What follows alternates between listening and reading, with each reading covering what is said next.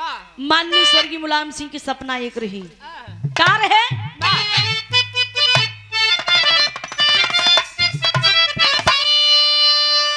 सपना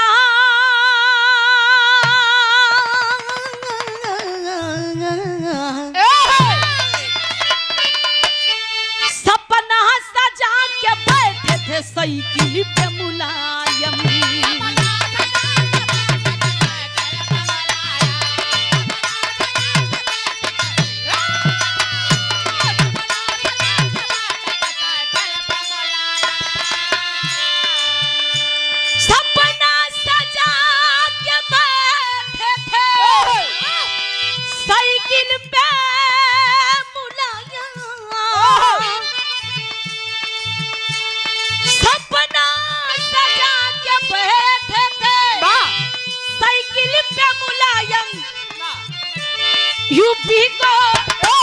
UP को ले गए सही मंजिल पे मुलायम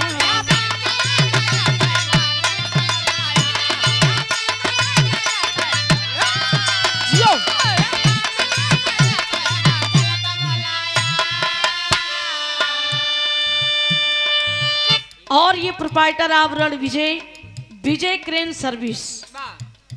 और ये भुलई का पूरा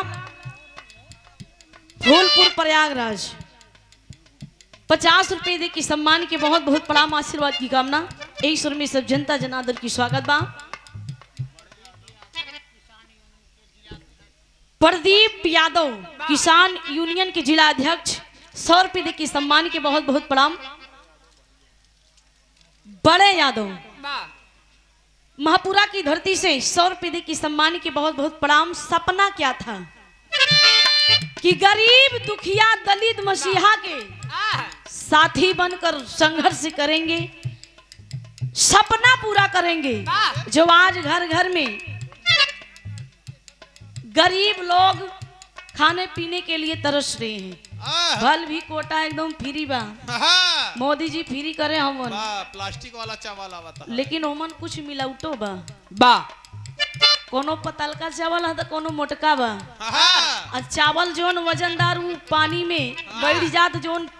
प्लास्टिक बा उतराई जात है मोट चावल उलरिन जात हुई में हां लेकिन मिलावट बा। अखिलेश भैया जैसा कोई नेता नहीं है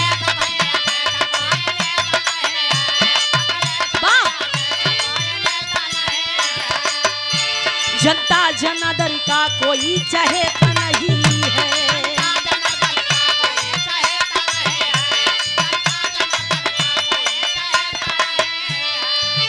अखिलेश भैया जैसा कोई नेता नहीं है जनता जनार्दन का कोई चहेता नहीं है चहेता नहीं है यूपी को ले गए सही मंजिल पे